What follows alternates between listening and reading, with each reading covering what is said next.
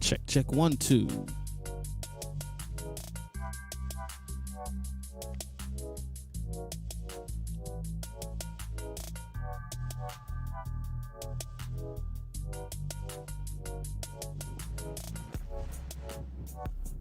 That's right, we're going live. I'd like to welcome everyone to the bottom of the rabbit hole as always. Want to give people an opportunity to jump in the room here. Today, looking at the thumbnail, you can see the cover of the official magazine of The Matrix, the only issue that I'm aware of. If anybody knows of any other volumes, please let me know in the comments or in the chat. But we have here the Matrix Online magazine. I believe it came out during the beta testing before the launch of the Matrix Online. I actually only got my hands on this maybe a couple weeks ago. But yeah, I was reading over it, and what was interesting to me is that looking at the thumbnail here, you can see all those agents in the background, and that's actually a screenshot from the game that shout out to Manic Velocity that he took and found because Paul Chadwick was looking on Twitter. He reached out to Rarebit on Twitter looking for a screenshot of that glitch. That's actually a picture of a glitch that happened in the game where agents would spawn on rooftops uncontrollably, and he went on Twitter and asked, put the APB out to see if any players or if Rarebit had a shot of that. So somebody found it, and it was interesting to me because, like I said, I had the magazine and I had planned on doing this, but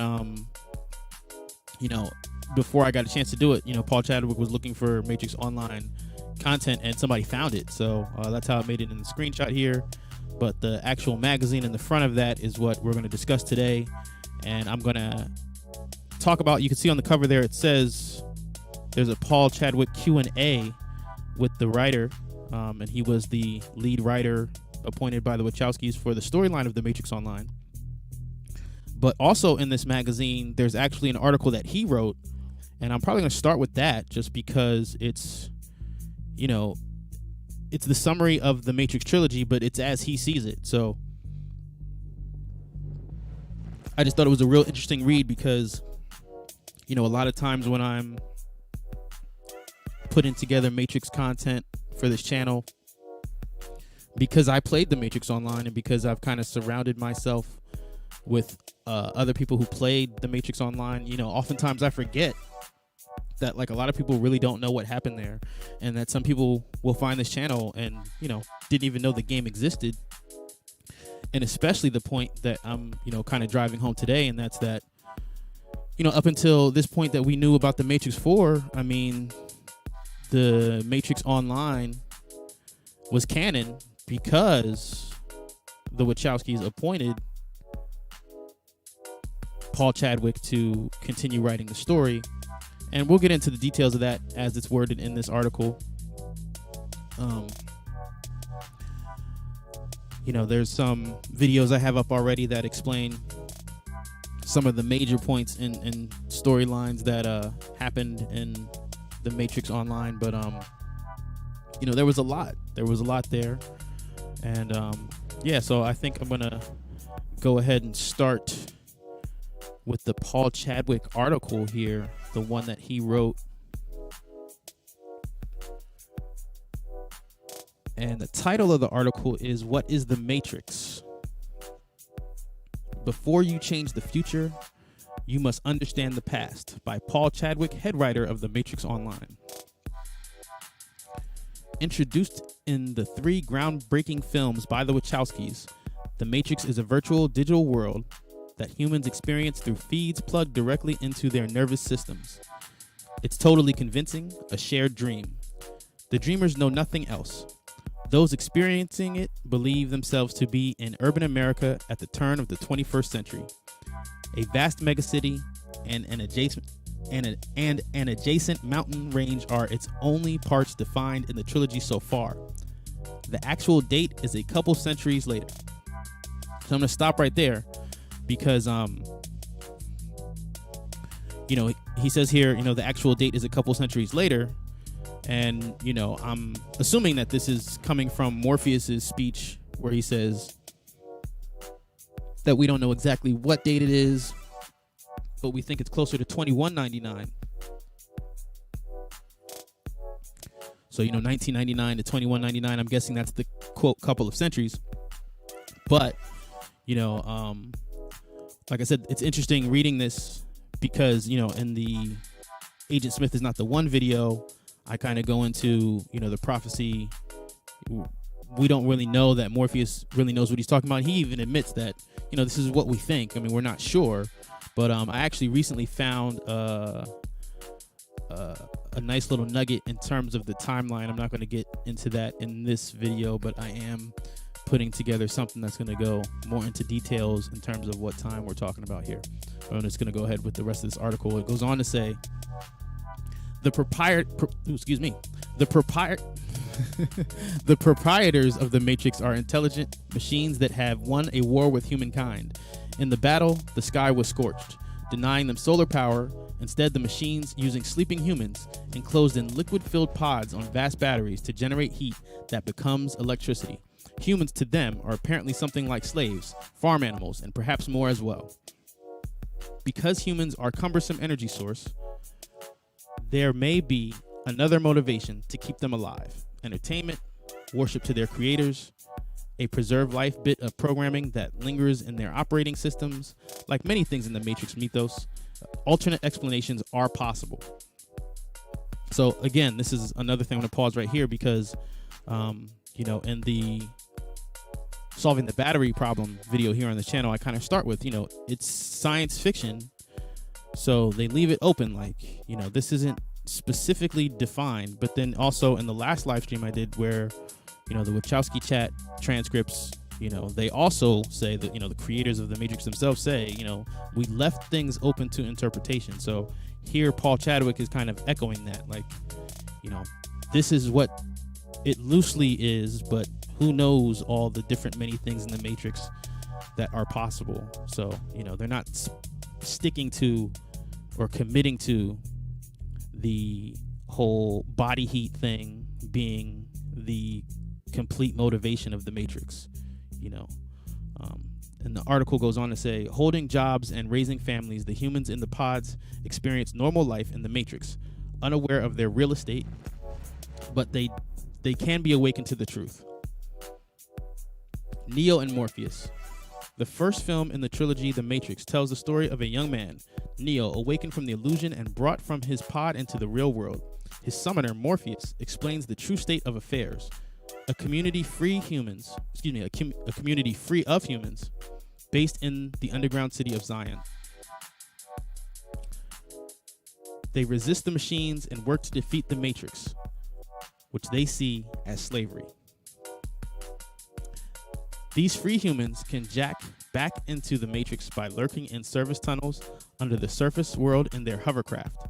But when they do enter the false world, they are ruthlessly hunted down by agents of the machines who have the bland appearance of Secret Service type operatives, sporting black suits, earplug radios, and dark sunglasses. Jacking into the Matrix, one can have spectacular fighting abilities, fearsome weapons, all code. But the agents are powerful, and although it is a virtual reality, one can die in the Matrix. In fact, Neo does in the first film. Neo's death, however, occurs at a moment of epiphany, before his oxygen-starved brain finally shuts down. The beautiful warrior Trinity professes her love and belief in him.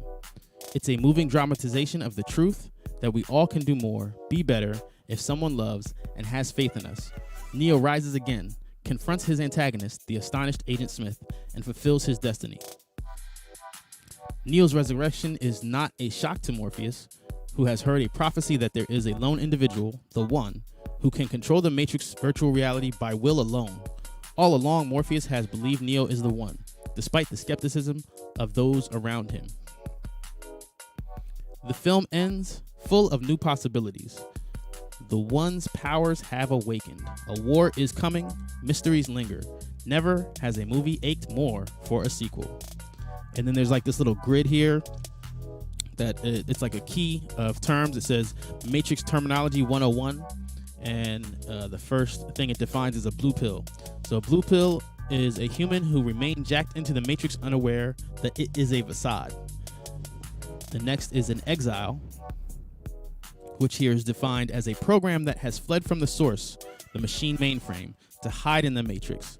Exiles are often obsolete, damaged, or unnecessary programs targeted for deletion. Next, it defines as hardline, and that says a hardline is a landline telephone that red pills use to jack in and out of the Matrix. A hardline is required for changing your abilities as well as other functions. And then the last is the red pill. It says a red pill is a person who has been awakened to the truth of the Matrix by Zion through swallowing a red pill, a physical representation of a program that assists in the awakening process. So yeah, a couple things here just in this diagram. You know, in the Trainman video here on this channel, we talked a lot about how the exiles, for the most part, have to go through the Merovingian. But I like here how it's not specific to the Merovingian. You know, because we also see the Keymaker, who, yes, he ends up being kidnapped by the Merovingian, but he didn't get into the Matrix through the Merovingian. He just happened to be stuck with him. And then you have, you know, Agent Smith, who didn't have to deal with the Merovingian at all, but he's technically an exile, and they fall under that definition. And then here with the red pill, you know, also in that last live stream, you know, the Wachowskis outlined and defined how the red pill actually works in terms of helping them track the human being in the pods. So now he moves on to the sequels, and it says the exiles, AIs, in the Matrix Reloaded. The Matrix Reloaded the Matrix Reloaded deepens the conception of the Matrix. Along with humans and agents of the machines in the Matrix, there are free, sentient programs, exiles, enjoying life as humans in the virtual world. The exiles are varied. The Oracle, for example, is benign and guides Morpheus and other humans in their quest. The Merovingian, aka the Frenchman, is a cyberatic gangster, commanding a host of humans, formed programs with powers like ghosts, werewolves, and other supernatural entities. There's also a wild card, Agent Smith. Instead of being destroyed by Neo in the first film as he seemed to be, Agent Smith has become an independent virus-like program who can replicate himself and overwrite others, creating a legion of lethal clones. The secret history of the Matrix repeated destruction. Neo encounters the crowning complexity when he meets the Architect, a white bearded man, direct and arrogant. He is the program who designed the Matrix. The Architect reveals that there were previous iterations of the Matrix that failed, even previous ones like Neo, and that a bloody cycle of destruction and renewal of the Matrix, Zion, and humanity is inescapable. And it's about to happen again. Neo won't accept this. He intends to save it all. But first, he saves the woman he loves, Trinity, from death by spectacularly reaching into her torso and bringing her virtual heart back into pulsing life. Ironically, it is Neo's capacity for love that makes him the mightiest warrior, the One. The Matrix Revolutions begins with this crisis still imminent. This time, the Matrix is failing because of Agent Smith's viral takeover of every individual in it. Its cleansing and the destruction of Zion by the squid-like Sentinel machines is almost underway. So real quick here, before I forget, I just want to go back, and because, you know, we mentioned earlier, you know, the timeline, and you know, here he talks about that part in Reloaded when we have the Architect speech, and it mentions that there are previous iterations of the One. So I want you to keep that in mind, because that's going to come up later. But also what I liked that he defined the architect as being direct and arrogant, because that's something that I've always like pointed out in terms of his character traits. Because I like sometimes I see people kind of go into this thing where, they say, well, the Oracle doesn't tell the truth. What if the architect doesn't tell the truth either? And for me, anyway, again, there's no right or wrong answers here, technically. But for me, I believe that his arrogance is kind of the underlying or the reinforcing evidence that I need in terms of his directness. Like, I feel like he speaks mathematically, and his arrogance, like, he's so arrogant, he's so full of himself that he doesn't feel the need to have to lie to Neo. He's like, I don't have to trick you. I'm already smarter than you. I'm smarter than your entire race. Like, I feel like that's his perspective. Like, he's a machine. He's the one who built the Matrix. He's got that God complex. And so when he used those two words in the same sentence to describe the architect specifically, I was like, this is great. And again, this is coming from the mind of Paul Chadwick, who was the head writer of the Matrix, but he was appointed by the Wachowskis. So one thing I've always kind of liked about like the Animatrix and the Matrix comics is that they kind of give the artist a framework, but then they let them do their own thing. And I forgot to mention, for those who don't know, Paul Chadwick not only was appointed to create the storyline for the Matrix Online, but before that, he had also done 3 Matrix comics. So he's responsible for the Matrix comic Deja Vu, The Miller's Tale, and one of my personal favorites, Let It All Fall Down. So, they've got like this established working rapport. So, just hearing his perspective on things and seeing how he saw the trilogy play out was interesting to me. Like I said, I just found this article this week, or I got my hands on it this week. So going on now, he's on Revolutions, the journey to the surface of the world.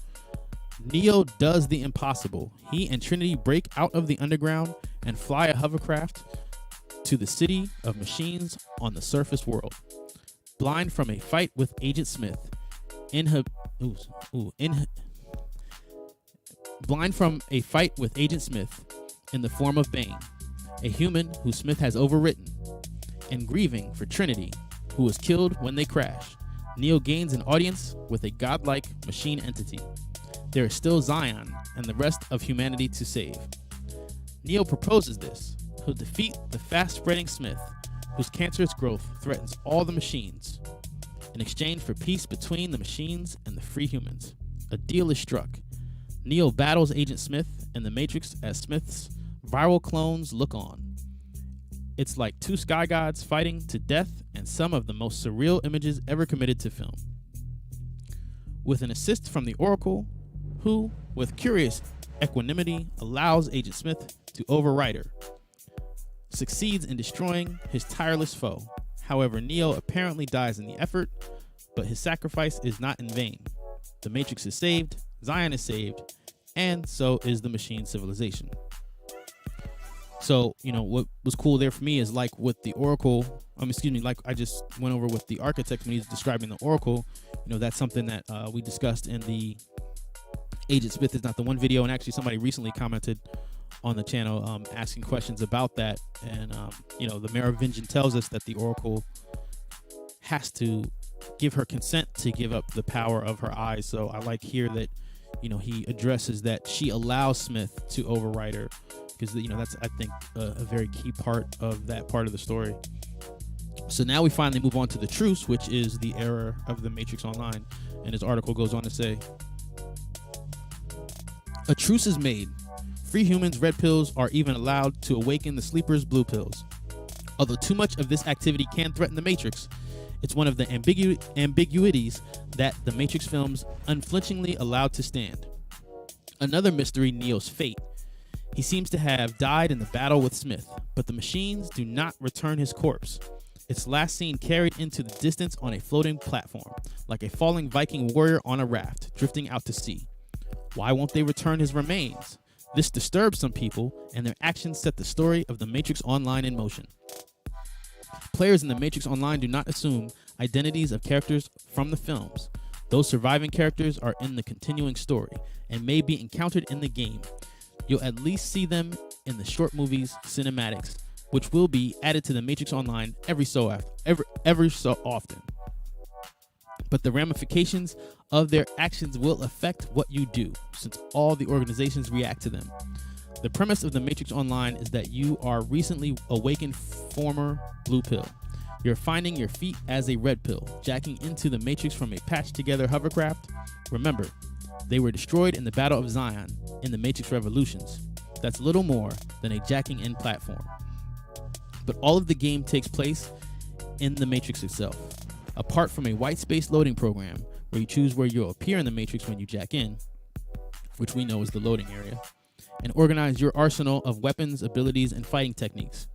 You'll find yourself in the city and a few other virtual worlds, but those are for you to discover. Will work for tools, weapons, and powers. Zion, the machine civilizations, agents, and the Merovingian all offer missions.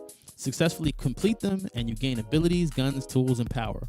As the story develops, more organizations form. Most, not all, offer missions. Some just want to kill you. It's important to overcome your shyness about participating in missions. This is where the cutting edge of the stories appear. You'll encounter voice recordings, transcripts, and other written artifacts generated by the characters from the films. And if you're accomplished enough, you'll encounter the characters themselves. We recorded a myriad of snippets of dialogue for these characters. They'll be able to instruct and direct you on a path where you encounter more story and more challenges. Word gets out. Stories percolate outward from the missions. Of course, rumor and recap by both people and non-player characters and NPCs eventually get it out of everybody. Then there's the Sentinel, a newspaper published in the city. Click on any vending box for a pop-up window where you can read it. It's written by blue pills though, so it has a slightly dazed, rationalized take on the clashes of red pills and exiles. There's also a straightforward text recap reachable through a secret link. And one more thing, study advertising signs. Notice the letters placed on the street. Check out the new graffiti. There are messages. What happens next? I don't know what the master plan the Wachowskis have for the world of The Matrix. When asked about their future plans, they evade with jokes. They haven't revealed their story direction for the game beyond the first year. They've spoken of turning The Matrix over to its fans, which this game, in a sense, does, but they're also keeping tabs on it, preventing it from straying from their vision. And the rigorous logic that I've increasingly come to realize underlies all of the Matrix films, anime, comics, and games. But I do know there's scope for more stories in The Matrix, a lot more. In our first year, we've got a murder mystery, a Citizen Kane-like exhumation of a character's past, a revenge story, a tragic love story, betrayals, rescues, lies, schemes, mental illness, new worlds, and many other story threads. Add a city full of people, superpowers, and a virtual world with secret factions. The possibilities, like The Matrix itself, just may be endless. So that's the end of the article. But he at the very end, he packed a lot in there that actually played out, which I think is pretty cool. That he got to see a lot of these things through here. One of which is this kind of vision where the Wachowskis essentially turned the game over to us, the players. You had player-run events and players participating in live events. And, in another interview, I heard Chadwick say that, he had read some things on the forums, and I know that Rarebit and others, actively participated on the forums and took players' feedback into the game. And, I don't know if there's been a game like that since then in terms of that type of player feedback and allowing them to, be a part of the story in that way. Now, the next thing I wanted to review that's in this magazine here is you have the same writer Paul Chadwick, who did the 3 Matrix comics and wrote most of the story here, he also wrote that last article I just read, but he got interviewed in this magazine by Lee Hammock, and it's titled An Intriguing Conversation with Paul Chadwick, Writing the Matrix, the Man Behind the Mysteries.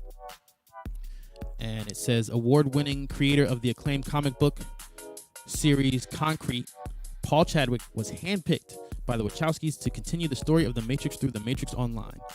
As the head writer, Chadwick has been the principal force in determining its overall story, and as the push for the launch intensified, he took some time to give us some insight into the game and the aspects of it that he crafted. So the first question that he asked him says, what are the major themes and goals of the first year of the Matrix Online? And Chadwick answers, the Wachowskis were very definite. This first year is about peace and the things people do to wreck it. In other words, they didn't want Neo's sacrifice to be meaningless and have a human/machine hot war start right up. It had to be a twilight struggle and not limited to those two organizations. Humans tend to split when no longer united by a common enemy. Also, AIs, exiles in the Matrix have motives at odds with the machine civilization. So there's plenty of trouble, just not a neat duality. And that was something that I always liked about the game. You know, the fact that there was like, you could be Zion, machine, or Merovingian. So it wasn't one side or the other.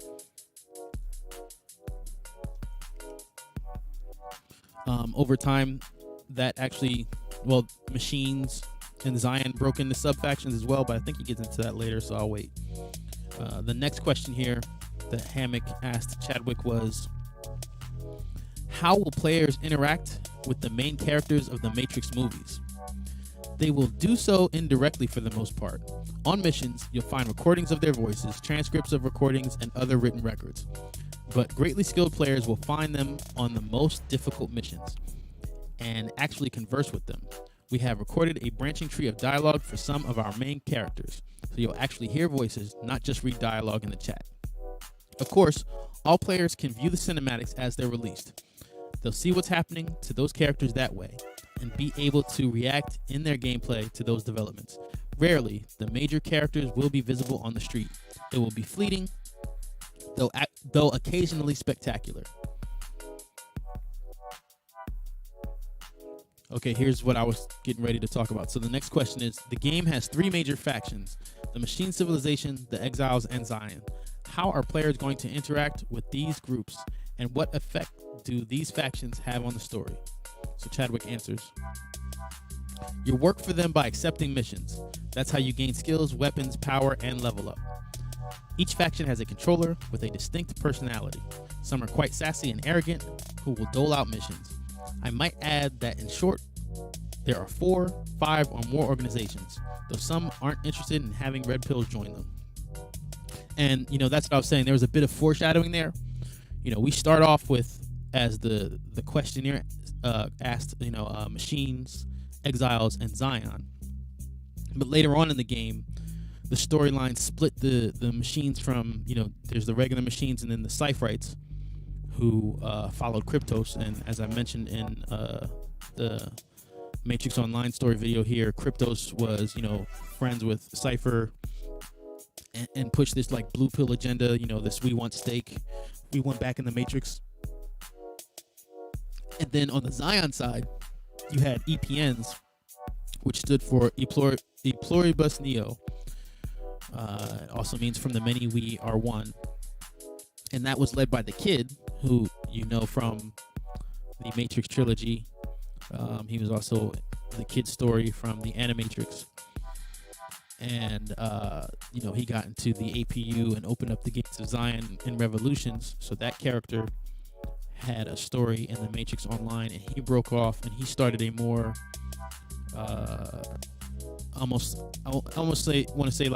like a religious faction, in the sense that we're doing this for Neo. Neo was the savior, so that kind of split the Zion faction. You had Zion and then EPN Zions. The Merovingians actually never got their own sub-faction. I don't know if that was something that was in the works that just never got a chance to develop. But he mentions the sub factions here already, and remember, this magazine came out in beta, so he knew that the story was going to go that route, before it even technically launched. Now, when I got into the game, I got in around, I want to say like chapter 1.2, so I didn't get to experience beta, but I got in pretty early as far as the development of the storyline goes. And another thing here, he said that there were voice recordings. So, I believe that was actually Lawrence Fishburne's voice for Morpheus. I know Gina Torres did the Niobe character's voice, but the point being that there were real actor voiceovers in the game. So, I mean, there were characters from the movie legitimately in the game. And honestly, that was probably one of the things, one of the biggest problems budget-wise in terms of why the game didn't sustain. It was because of this kind of structure. And as a player, as a fan of the franchise, it was great. I mean, like I said, I don't know that there's really any other game like this in terms of its interaction with the characters. I know like Grand Theft Auto had like Ray Liotta do voiceovers, and we have actors do voiceovers, but that's different. Like, they just come in and read the script and it's done. Like he said, with this, they had script branches, so you could have developers playing the characters and triggering the different lines, almost like those Terminator apps where you can prank call somebody with different Terminator quotes. But yeah, that it was expensive to staff, having real people actually control these characters in the game for players to interact with characters from the movies. But that was a big part of the draw too. I mean, that's what made it not just this extra thing that we were doing. It was something that we felt we were a part of, the continuation of the Matrix trilogy, and a big part of that was because of the characters from the movies being in the games and being controlled by real people and being able to interact with them. So the next question here that Hammock asks to Chadwick is, can you give any hints about them? And that's talking about the different machine factions. He said their reactions to development in the story. One group forms for vengeance, one seeks power, one is misrepresenting itself and hiding its true motives, another is quasi-religion. Neo died for us, and I kind of already broke that down. That quasi-religion would probably be the EPN that he's talking about. The next question is, how is the world of the Matrix Online going to change over time? It's best to be coy about this. The machine civilization realizes all these red pills will be restive, stuck in the city. So soon, there will be other places to go, unbounded by the strict illusion of reality the Matrix aspires to be. And like I said, a lot of things that we're reading about, or that I'm reading to you in this article, a lot of things did get fleshed out. So, it's good to see that a lot of the plans did get to develop. Not everything got to develop, though. So, what's this next question? Okay, here's an example. I'll read this one here. It says, how does the Matrix Online tell a story that players can have an impact on, yet entertain a large player base and make everyone feel involved? So Chadwick responds, our main strategy set up mysteries that must be solved. The players who gather and share the clues, find the secret place, save the character in trouble, or otherwise contribute to the solution of the problem will be covered with glory. We even have ways of keeping track of who helped, and will occasionally publish a list where we are conscious of what a social experience these games are, and we cater to that. Status counts. There's even one player who will get to appear in a cinematic. We have one mapped out so that there's only one path to follow. Once somebody does that in the game, we'll use that character he's built and plug him into the cinematic we've otherwise already prepared. There are also some situations where a big threat is coming that requires collective response. My analogy is a juggernaut that must be stopped by a deep ditch. Players are encouraged to grab shovels. Everyone who digs gets credit, but the one who lifts out the last critical shovel has a special place in the story. So that's what I mean. That's an example of, basically Chadwick said there would be players who would be, highlighted in the cinematics. Now, that's not exactly how it played out, But how it played out instead was, like, for example, he mentioned earlier the Sentinel was a newspaper from a blue pill perspective. And I remember, like, you'd go to, like, the newspaper stand, like, you know, the little, you know, put in a quarter and you pull out a newspaper. You'd see it there, you click on it and you could read it, and they would shout out or have, like, the player in there in some of those stories, or their name might appear in a mission. But they didn't actually end up plugging them into the cinematic like it said in here in this article. And actually in this magazine in the beginning, there's actually a player spotlight. So they did shout out some players from beta and gave them like these little interviews, if you will. So there was always this effort to officially include the players into the story. And that's how that played out in the real world. It would have been cool, you know, to have somebody have a cinematic cameo.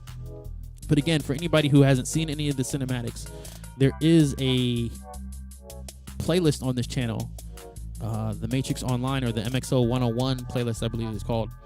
And, you know, I've got some Matrix Online videos in there, but there's also every single cinematic as it was in the game is in that playlist. And I believe that's hosted from Rarebit's YouTube channel. So, you know, those are the official cinematics for anybody who hasn't seen them. The next question here says, what are your favorite innovations used in the Matrix Online? What do you think is really going to set it apart from other MMOG? Speaking with naked self-interest, the destiny of the story. We have quite a lot planned, including a Citizen Kane exhumation of a character's past, a murder mystery, a Promethean man is not ready for such power story, a revenge story, some peril and rescue situations, a tale of Matrix-born mental illness, a tragic love story, a conspiracy upon betrayal, upon religious fraud. I'm also proud of the things we've done to increase the sense of story happening in 100 ways at once. Rumors and information trading will be rampant. Exile, AIs, and players working for us at Monolith will be forwarding information we've scripted. Some rumors will be true, others disinformation. There are even word puzzles changing from month to month in the environment, which reveal secrets about the ongoing story. When you see that advertising sign change the nonsense words, write them down. You can probably break the cipher working with your friends. Or those letters dropped randomly on the street, follow the trail, look up at the underside of the elevated street, something written there, that sort of thing. So basically, you know, the ads, and there would be, you know, puzzles, little mysteries there is what he's saying. And then this question here says, what would you suggest new players do to get into the story of the Matrix Online as quickly as possible? And Chadwick's response is, read the Sentinel, the newspaper published in the city, by clicking on any vending box. Check in to chat boards and websites that will accumulate around the game. People are proud to tell of their discoveries. They'll answer questions and give tips. Hook up, do a mission with more experienced players. Ask questions in chat field. Agree to meet at the same place each evening and trade info on what you've learned. Don't be afraid to embarrass yourself. It's not like you can't just walk away and join another group. The game space is vast. And that's the end of the Q&A section. And, you know, again, he kind of left some gems there. Just to, like, research for this, I ended up watching or re-listening to an interview Chadwick did at the SEO block party. If you'd like to listen to it for yourself, it's actually on Vesuvius's YouTube channel, Vesuvius MXO. He's actually a mod here in the chat. So if you want to click on his name and get to that, you can. But yeah, I was listening to that Chadwick interview at the Sony block party, and he was saying some things there that I thought were a little noteworthy. You know, because he had actually admitted to having played in the game. Now, you know, he said it wasn't a lot. You know, he wouldn't even say it was once a week, you know, or necessarily to any schedule, but that he was a low level. You know, he wasn't level 50 or anything, and he wasn't playing as the live event characters either. There was a staff for that, especially early on. But just to experience the environment himself and to interact with players himself and get a feel for thing, and that's the thing that's really kind of hard to describe to people who haven't played the game, is the social aspect of it. I think that's why a lot of us who did play it, still are in contact with somebody from our faction, or like I said, have reconnected through the emulator. There was just a very, you gotta remember, like, this is 2005 to 2009, so Facebook was around, but it wasn't like the social media Megatron that social media platforms have become in terms of everybody interacting. So there was a heavy a social community aspect, and as he mentioned, a lot of the story was also posted on the forums. And I posted a lot of our faction story on the forums, and the fact that the forums got taken down when the game was ended is or was a big motivation for starting this channel, just to kind of piece everything back together, like Humpty Dumpty here.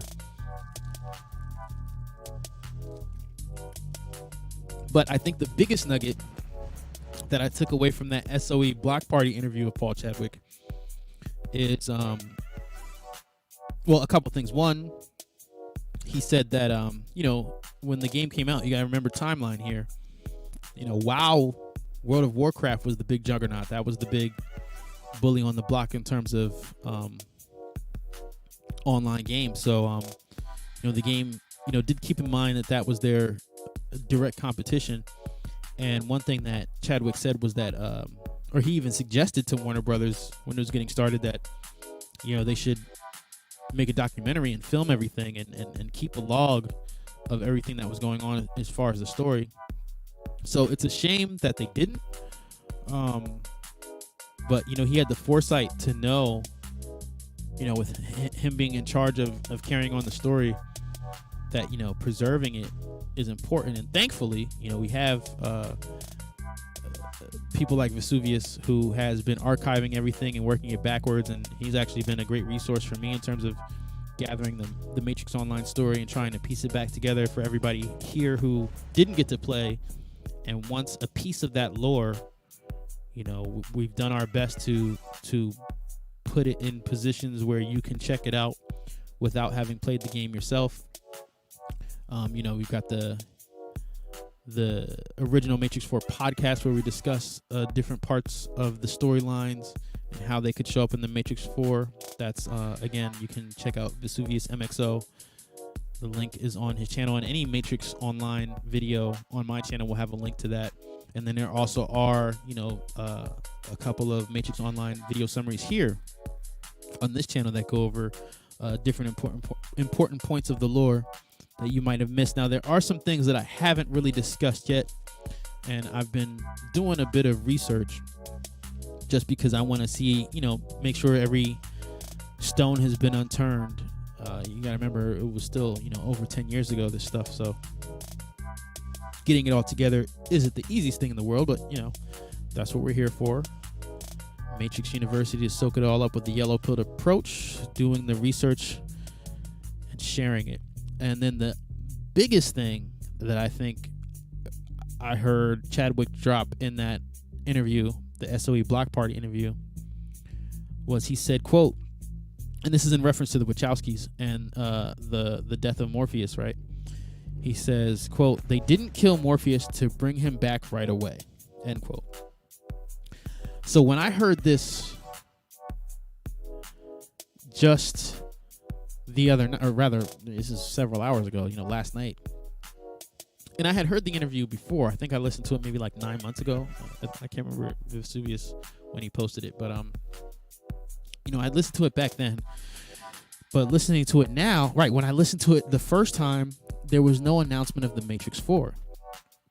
And now when I listen to it with the knowledge of the Matrix 4 being in production, and more importantly, the Yahya Abdul-Mateen rumors in terms of what his role will be, it again felt like validation of, that theory that I posted in the Where is Morpheus video, or rather the Meeting Morpheus video, excuse me, on my theory of how the Yahya Abdul-Mateen role will be used as a Morpheus role, I don't think that they're going to ignore that part of the story. I think that they're going to at least reference the death of Morpheus, which we witnessed in The Matrix Online.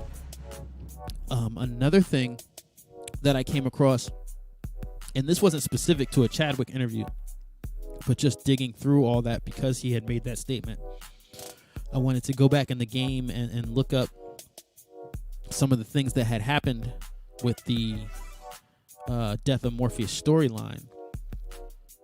And because he was killed by the assassin, at some point in his funeral, he actually, I don't want to say disintegrated, but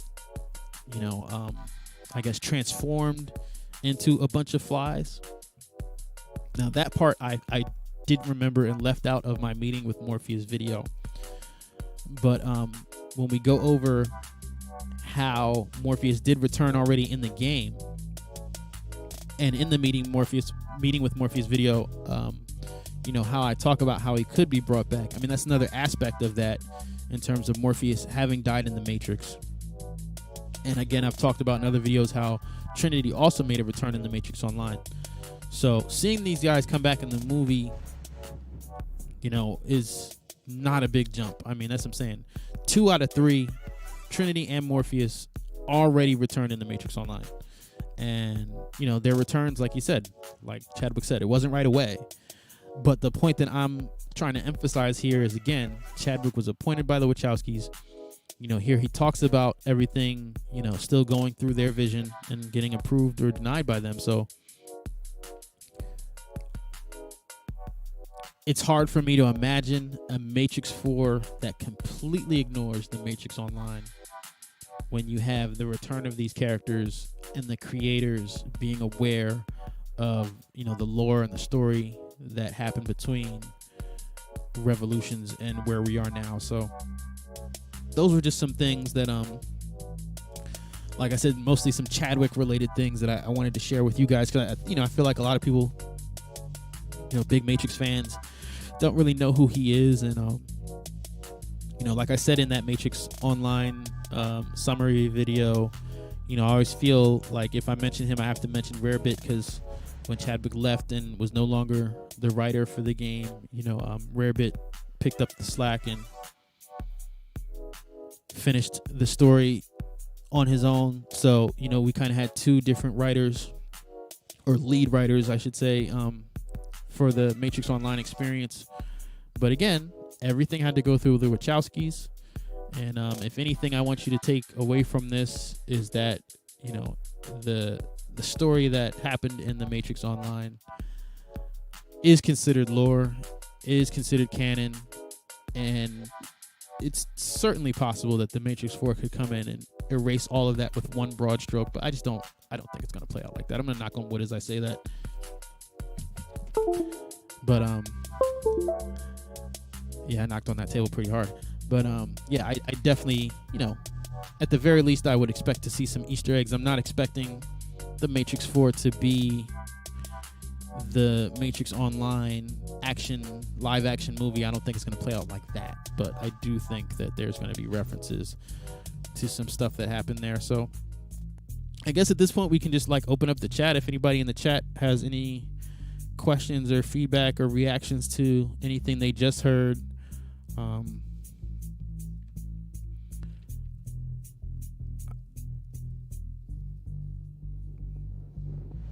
okay, it says,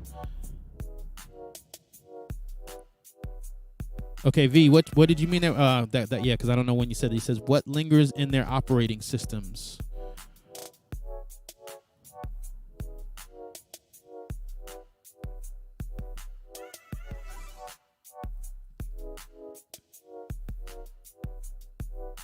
And then the other question here is, the magazine has content like lore.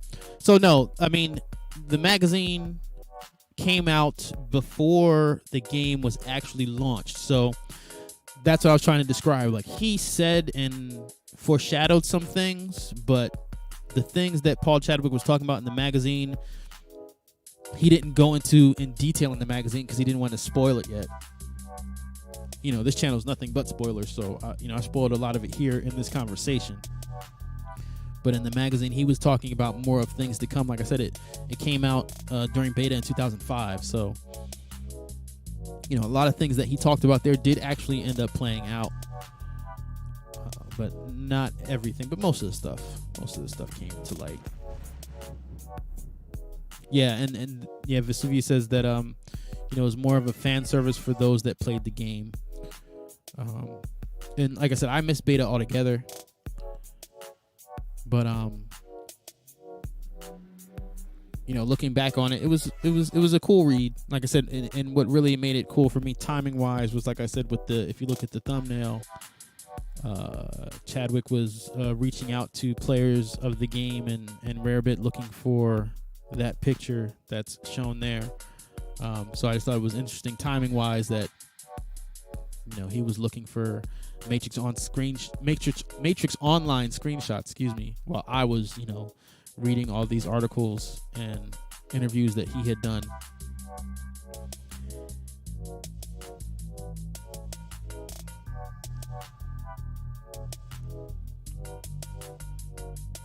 So yeah, if you guys have any more questions, do feel free to ask them in the chat here. I'm going to keep it open for a couple more minutes. And of course, if you haven't already, please subscribe. I'm sure most of you or everybody here probably has notification gang. Like the stream.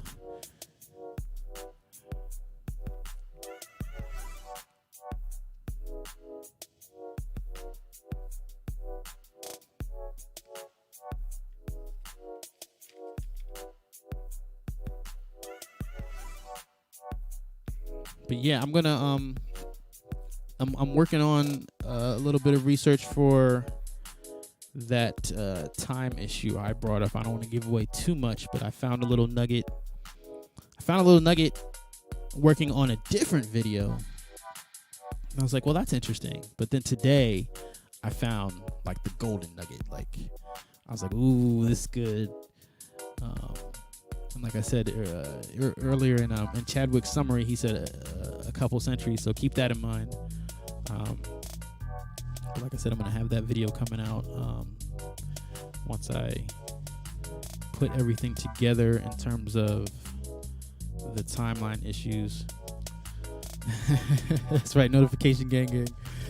So yeah, and as always, I appreciate everybody who's been hanging out here at Matrix University, the bottom of the rabbit hole. As long as I know you guys are out there listening, I will keep putting out content. It's been hard, because there's no Matrix 4 news to report, and I wouldn't say hard. It's not as frequent as when there's Matrix 4 news. I mean, I've got plenty of stuff to talk about. Right. Thank you, Vesuvius. Shout out to Project Matriculated. Vesuvius and I have been patiently waiting for things to open back up so we can finish planning the Matrix 4 premiere party, the real world event. I know there was some confusion. People thought we were just talking about the emulator events, but no, this is a real deal. East Coast, North Jersey. It'll be the weekend of when the movie comes out. Again, because of the pandemic and everything that's been going on, it's been hard to finalize things because, the movie theaters closed, everything's closed right now.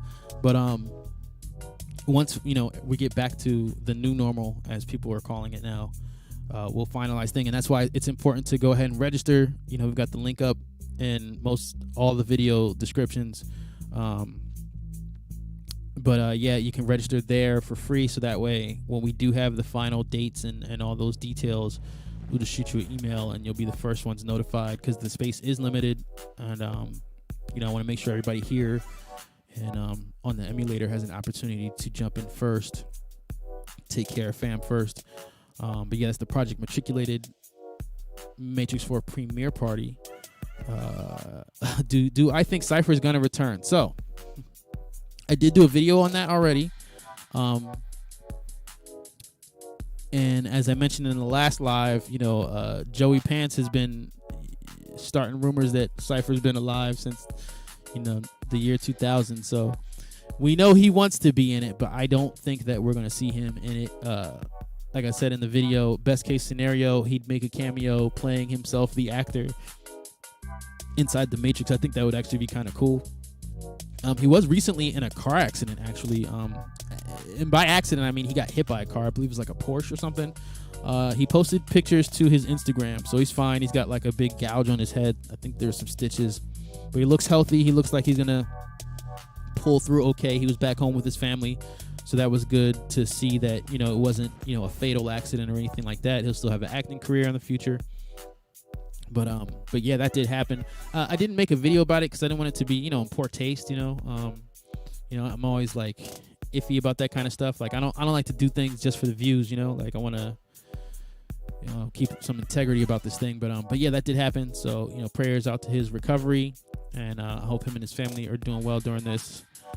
Jason Larson says, "You rock." Thank you, brother. You rock too for being here. Report about the Matrix 3.0, first of 6 Matrixes after Heaven and Hell versions. Okay, yeah. So that's funny that you said that, because that's actually going to be part of what I was talking about in terms of this whole timeline thing. I'm going to get into that a little bit. To just directly address it right now specifically, there's no real definitive answers on that subject. I mean, what we get as far as that goes is pretty much in that speech. So yeah, and I agree that those 6 are after the Heaven and Hell versions. I feel like that's a thing that can be debated, but for me, when I read it, it's pretty clear to me that those are like Beta 1, Beta 2, and then you start counting Neos. But that's very, very important when you're talking about the math of the timeline. So,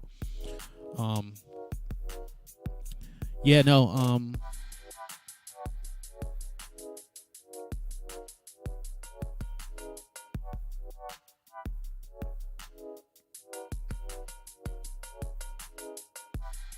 okay, so, Jason Larson says he meant at some point now, and he wrote his own 100-page story. So yeah, man, fan art. I mean, that's one thing that I always encouraged. It's something that was a very big part of the Matrix online forums, and you know, we definitely support that here.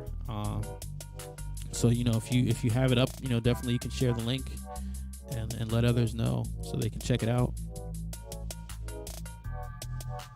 What was the story about? Is there like a quick summary, a quick premise?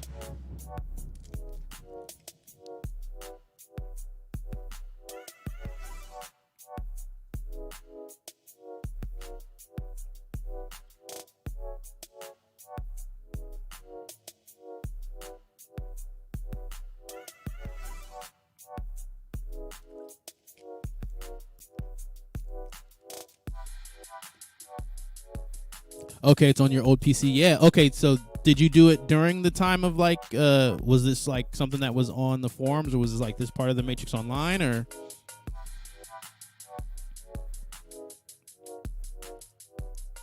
Okay, so your story takes place right at the end of the Hell Matrix. Very cool. Yeah, and speaking of that, you know, I recently had a conversation about the Zach Penn script, because, you know, Zach Penn on Twitter confirmed that his story takes place, as he put it, quote, earlier in the Matrix timeline. You know, he says it's not a reboot, you know, it's not a reimagination, but like your story you're describing, you know, he doesn't say specifically when, but he says that the Zach Penn script took place earlier in the Matrix as well.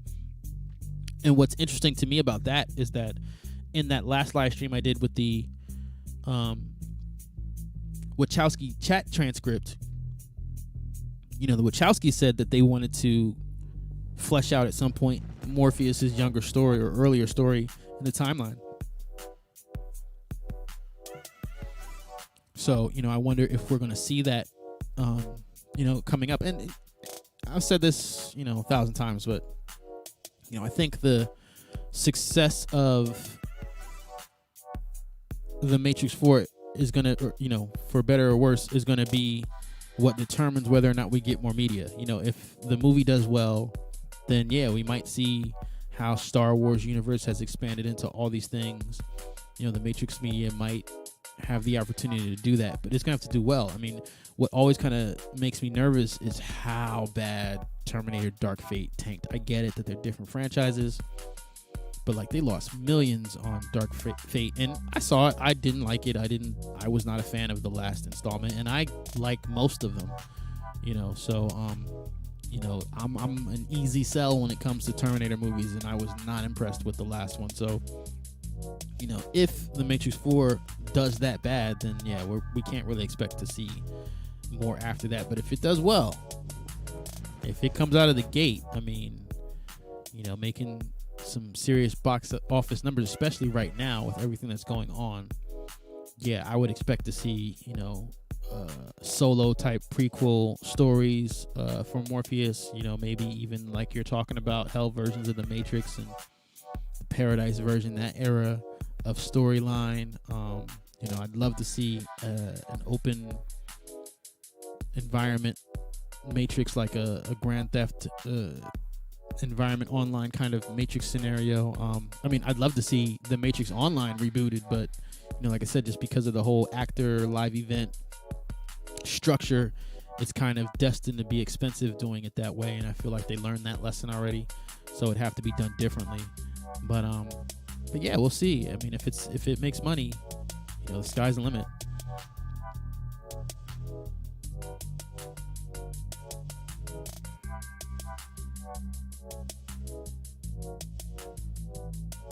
Yeah, so exactly. Jason said he doesn't want to be as bad as Dark Fate or Soy Wars, but also says, wasn't there rumors of Matrix TV show on Netflix? And yeah, that's the thing. I've heard that. I also watched Sense8, which was Wachowski on Netflix, so there's already an existing relationship there.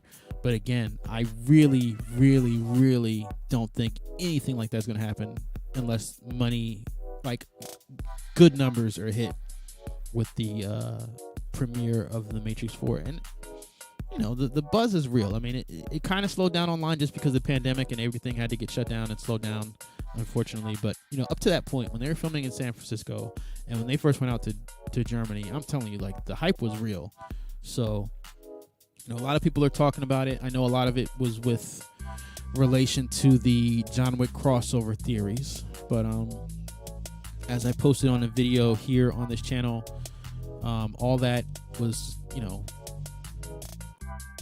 rumor, if you want to call it that. The director of John Wick 4 basically said that, everything was blown out of proportion. It was like a mistake. Studios got their wires crossed, I think was his wording.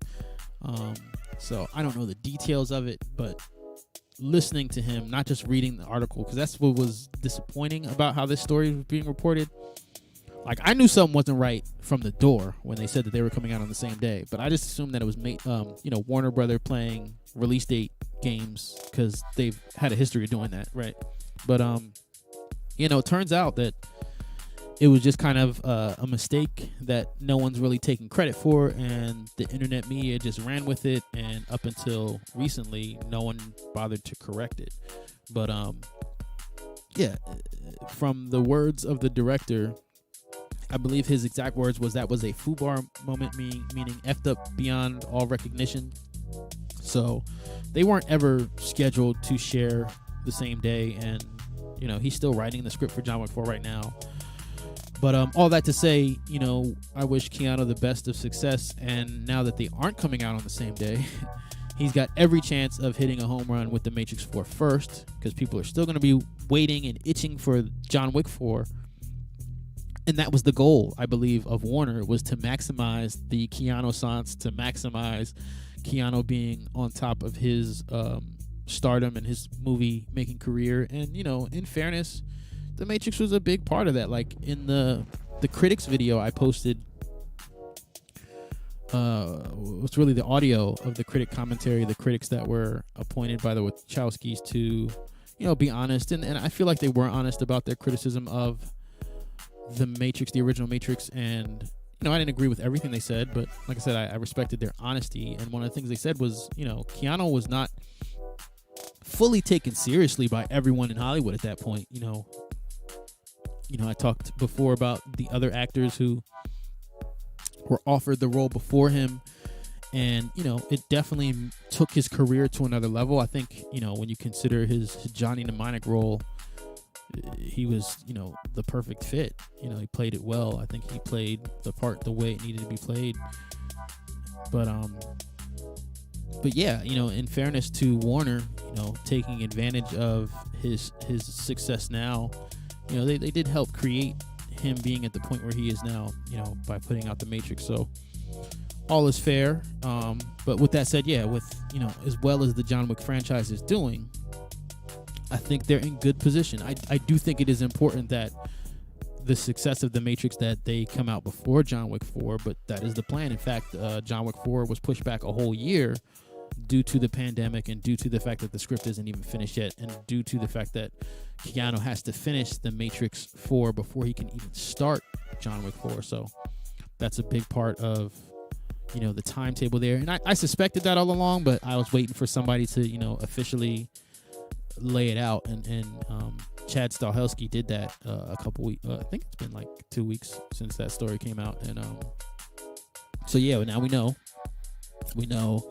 that they aren't starting on the same day. But like I said, I think in terms of money and success for the Matrix 4, that's the best thing for them. Yeah, Vesuvius said he heard that rumor too, but no follow-up. I'm guessing he's talking about the Netflix series. Yeah, definitely. Thank you. Check out the channel. Spend some time here at Matrix University.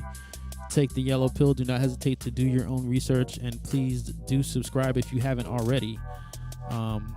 He says Matrix 4 has to be good, and I was talking about this not too long ago too. I mean, I feel like there's so many variables. I mean, it could be not good and still make a lot of money, and we still get more Matrix media. It could end up being what I would think as amazing and get bad reviews, and a whole bunch of people be disappointed for whatever their own personal reasons are, and in this climate not make a lot of money. But I still think it's a great movie. It could go so many different ways, but I'm just trying to stay positive and remain hopeful, and hope that part of like Lana Wachowski doing this is making sure that the legacy doesn't get tarnished, and that it doesn't just turn into this oscillating cash cow that nobody respects. I mean, because that would be just disappointing and heartbreaking for a lot of us, I know.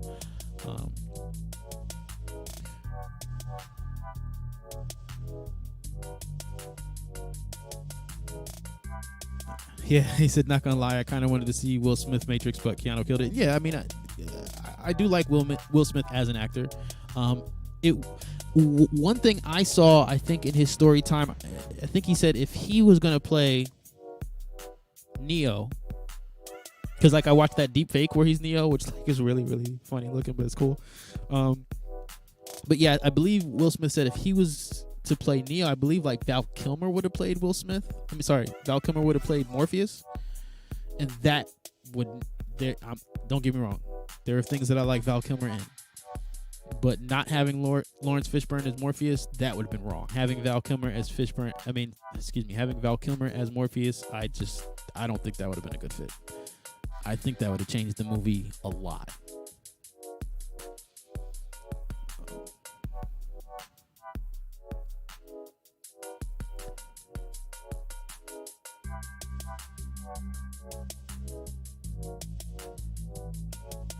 But yeah, I've been talking for over an hour here, so again, thank everybody for tuning in. I'm gonna wrap it up, but if you haven't already, please do like the stream and subscribe to the channel. Like I said, I got some definite interesting research tidbits and nuggets that I've found for my next couple of videos. Well, I don't know if they're gonna be next, but in the short term, in the near future, videos that I'm actively working on. But also for anybody who doesn't know, the goal here is to get to 1K subscribers, and then I'm going to really open up the notebook on some of these topics that people have been asking me about, that I've got my reasons for waiting and wanting to make sure there's more of us here before I share those topics. But yeah, we're getting there. I mean, I believe we're over 700 now, so just going to continue to chop wood and continue to chop it up with you guys. And, don't be shy. Don't hesitate to comment in the comment sections and ask questions and engage and spark conversations with other Matrixologists here, because that's a big part of the fun is, everybody connecting and interacting with each other. That's a lot of the motivation here. Like I said, the whole Matrix online community, really thrived on that. Like I said, people are still in touch with some of their faction mates from, over 10 years ago. So I'm trying to recapture that energy and unite Matrix fans, reunite Matrix fans in some cases. And, it's been 20 years since the original film.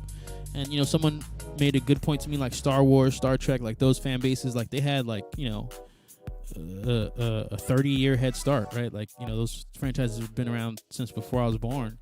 But, it's our turn. I think it's the Matrix fans' turn to have their moment, so to speak, or have our moment. Like as some things have been brought up here in this chat, like,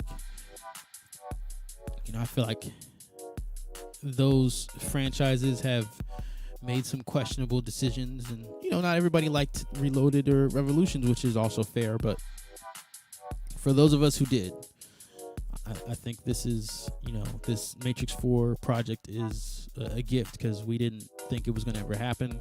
And in fact, someone in the last live stream sent a link to me, and I read where it was actually at the time, well, it's Lily Wachowski now, said that she would have been repelled by the idea of making another Matrix movie. And that was around the time of Cloud Atlas, I believe.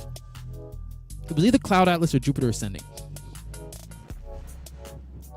Actually, it was Jupiter Ascending.